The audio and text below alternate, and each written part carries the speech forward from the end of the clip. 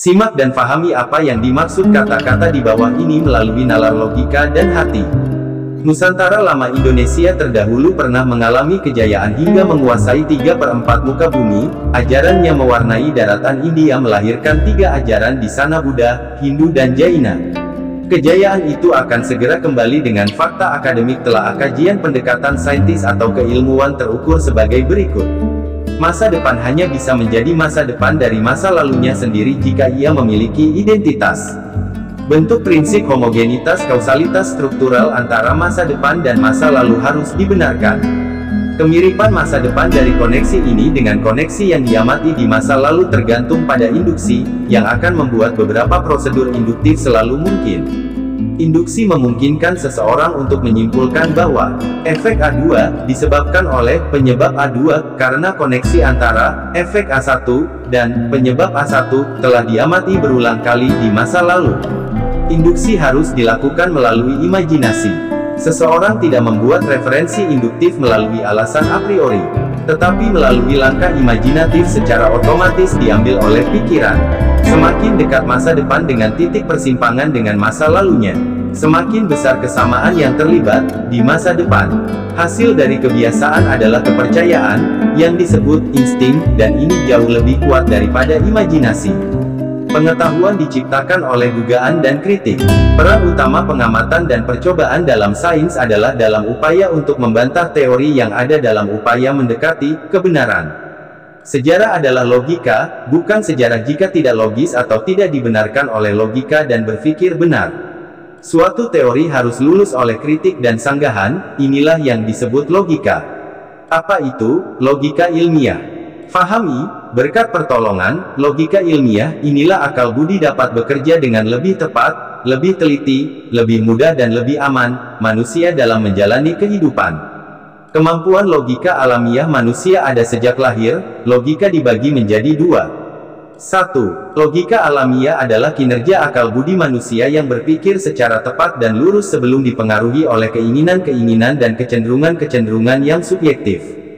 2. Logika ilmiah memperhalus, mempertajam pikiran serta akal budi. Logika ilmiah menjadi ilmu khusus yang merumuskan asas-asas yang harus ditepati dalam setiap pemikiran. Logika ilmiah dimaksudkan untuk menghindarkan kesesatan atau, paling tidak, dikurangi.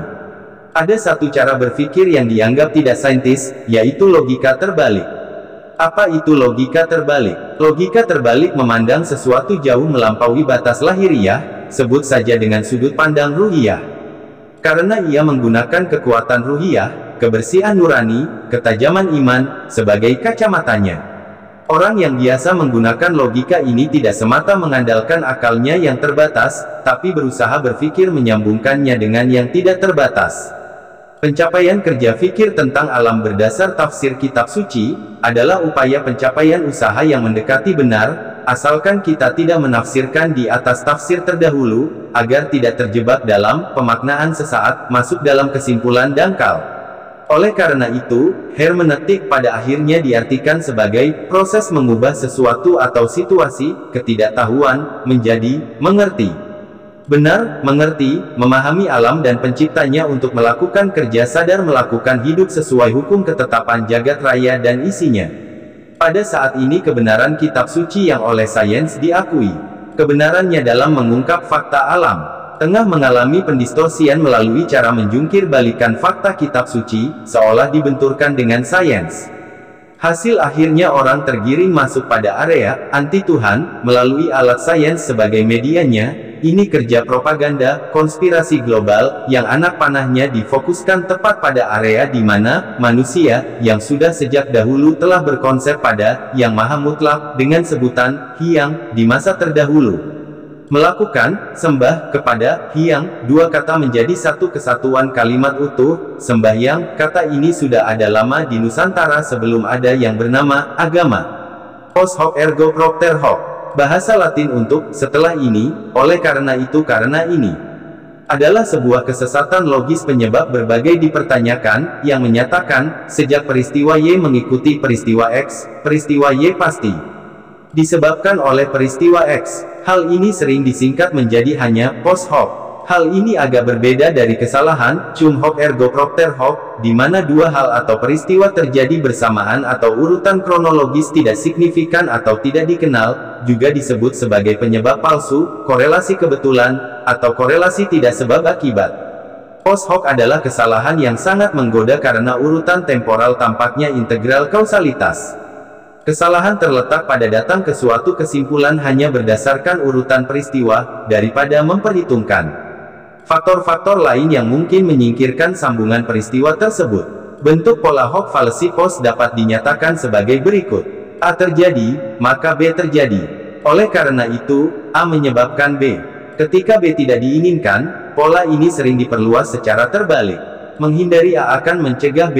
Jika Anda paham tulisan di atas, maka tidak ada lagi polemik yang menghabiskan energi untuk berpikir apakah bumi itu bulat atau datar, yang kemudian dikhawatirkan tergelincir masuk dan bekerja dalam mempromosikan usaha dari sebuah skenario besar pada pemahaman anti Tuhan. Juga, menafsirkan sesuatu di atas tafsir sebelumnya, yang menjadikan semuanya tafsir di atas tafsir. Berpikir, antitesis lepas dari tafsir, di atas tafsir, lepas dari nama dan bentuk, mengantarkan kita keluar dari belenggu kerangkeng pemikiran dan pemaknaan sesaat, masuk dalam samudera kesadaran semesta, membawa kedamaian diri dan jagat raya. Itulah kelebihan manusia Nusantara. David Hume, tahun 1711. Orang Skotlandia, filsuf, sejarawan, ekonom dan penulis esai, yang sangat berpengaruh terhadap empirisme filosofis, skeptisisme dan naturalisme. Hume telah membuktikan bahwa empirisme murni bukanlah dasar yang cukup untuk sains. Argumen bersifat deduktif ketika kesimpulan perlu diberikan premis. Artinya, kesimpulannya harus benar jika premisnya benar. Jika kesimpulan deduktif mengikuti sepatutnya dari premisnya, maka itu valid, dan jika tidak, itu tidak valid. Bahwa argumen tidak valid bukan untuk mengatakan itu salah, itu mungkin memiliki kesimpulan yang benar, hanya saja bukan karena premisnya. Pemeriksaan contoh-contoh berikut akan menunjukkan bahwa hubungan antara premis dan kesimpulan sedemikian rupa sehingga kebenaran kesimpulan sudah tersirat dalam premis. Misalkan, mengingat bahwa, jika A benar maka itu akan menyebabkan B, C, dan D menjadi benar. Contoh deduksi adalah, A benar karena itu kita dapat menyimpulkan bahwa B, C, dan D benar. Contoh induksi adalah B, C, dan D yang diamati benar karena itu A mungkin benar. A adalah penjelasan yang masuk akal untuk B, C, dan D yang benar.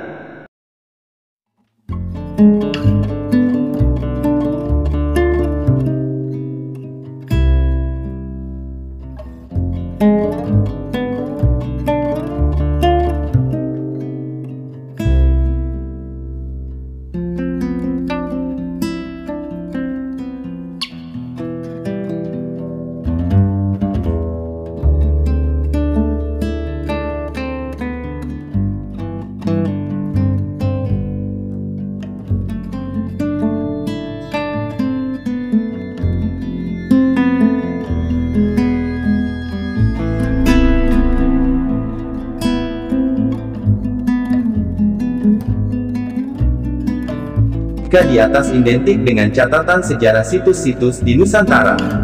Duduk bersila adalah cara bermeditasi yang dilakukan Yang Mulia Siddhartha Gautama. Tidak berarti semua arca dengan bentuk posisi duduk bersila adalah arca yang menggambarkan yang dilakukan Siddhartha Gautama. Bukti akademik menyatakan bahwa kontemplasi dengan posisi duduk bersila berawal dari Nusantara yang juga diikuti dilakukan oleh beliau Siddhartha Gautama di India. Fakta ini tidak akan lulus dengan uji sampling untuk menguji kebenarannya, karena sudah di-generalisir oleh publikasi yang dahsyat dan diamini tanpa alasan oleh kebanyakan orang. Seberapa besar tempat mendukung kesimpulan tergantung pada 1. Jumlah dalam kelompok sampel. 2. Jumlah dalam populasi. 3. Sejauh mana sampel mewakili populasi yang dapat dicapai dengan mengambil secara acak sampel. Generalisasi tergesa-gesa dan sampel bias adalah kesalahan generalisasi. Popper berpendapat bahwa pembenaran tidak diperlukan sama sekali, dan mencari pembenaran dengan memohon jawaban otoriter. Sebaliknya, kata Popper, yang harus dilakukan adalah mencari untuk menemukan dan memperbaiki kesalahan. Ham menetapkan induksi sebagai dasar untuk menghubungkan penyebab. Mungkin ada banyak efek yang berasal dari satu penyebab. Selama pengamatan berulang, seseorang menetapkan bahwa serangkaian efek tertentu terkait dengan serangkaian penyebab tertentu. Beberapa bentuk prinsip homogenitas kausal atau struktural antara masa depan dan masa lalu harus dibenarkan, yang akan membuat beberapa prosedur induktif selalu mungkin. Kemiripan masa depan dari koneksi ini dengan koneksi yang diamati di masa lalu tergantung pada induksi. Induksi memungkinkan seseorang untuk menyimpulkan bahwa efek A2 disebabkan oleh penyebab A2 karena koneksi antara efek A1 dan penyebab A1 telah diamati berulang kali di masa lalu. Ham menyiratkan bahwa induksi harus dilakukan melalui imajinasi. Seseorang tidak membuat referensi induktif melalui alasan a priori, tetapi melalui langkah imajinatif secara otomatis diambil oleh pikiran. Semakin dekat masa depan dengan titik persimpangan dengan masa lalunya, semakin besar kesamaan yang terlibat di masa depan. Hasil dari kebiasaan adalah kepercayaan, yang disebut insting, dan ini jauh lebih kuat daripada imajinasi. Claudio Costa mencatat bahwa masa depan hanya bisa menjadi masa depan dari masa lalunya sendiri jika ia memiliki identitas. Semoga difahami apa yang dimaksud kata-kata di atas. Indonesiaria, True Back History of Indonesia, Exploration dan Research, by masa depan hanya bisa menjadi masa depan dari masa lalunya sendiri jika ia memiliki identitas. Bentuk prinsip homogenitas kausalitas struktural antara masa depan dan masa lalu harus dibenarkan. Kemiripan masa depan dari koneksi ini dengan koneksi yang diamati di masa lalu tergantung pada induksi, yang akan membuat beberapa prosedur induktif selalu mungkin. Induksi memungkinkan seseorang untuk menyimpulkan bahwa efek A2 disebabkan oleh penyebab A2 karena koneksi antara efek A1 dan penyebab A1 telah diamati berulang kali di masa lalu. Induksi harus dilakukan melalui imajinasi. Seseorang tidak membuat referensi induktif melalui alasan a priori, tetapi melalui langkah imajinatif secara otomatis diambil oleh pikiran. Semakin dekat masa depan dengan titik persimpangan dengan masa lalunya, semakin besar kesamaan yang terlibat di masa depan.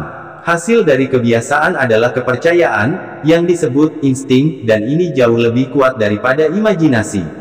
Pengetahuan diciptakan oleh dugaan dan kritik. Peran utama pengamatan dan percobaan dalam sains adalah dalam upaya untuk membantah teori yang ada dalam upaya mendekati kebenaran. Sejarah adalah logika, bukan sejarah jika tidak logis atau tidak dibenarkan oleh logika dan berpikir benar. Suatu teori harus lulus oleh kritik dan sanggahan, inilah yang disebut logika.